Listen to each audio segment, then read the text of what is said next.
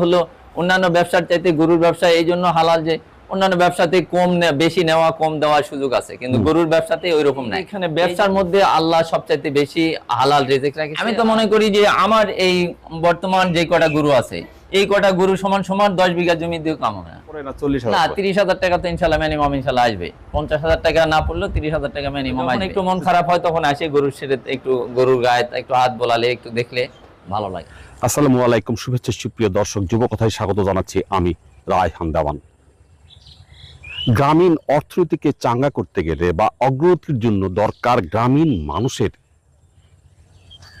আয় বর্ধক কাজে সম্পৃক্ত করা। আর গরুর খামার সেরকম একটি কাজ যা দিয়ে গ্রামীণ মানুষের আর্থিক সচ্ছলতা ফিরে এবং উন্নয়ন ঘটে বা অগ্রগতি ঘটে। আর এই অগ্রগতির মধ্যে দিয়ে দেশের অগ্রগতি হবে যদি মানুষের ক্রয় ক্ষমতা বাড়ে। আর যুবকথা এদেশের যুব এবং যুব নারীদের উৎসাহিত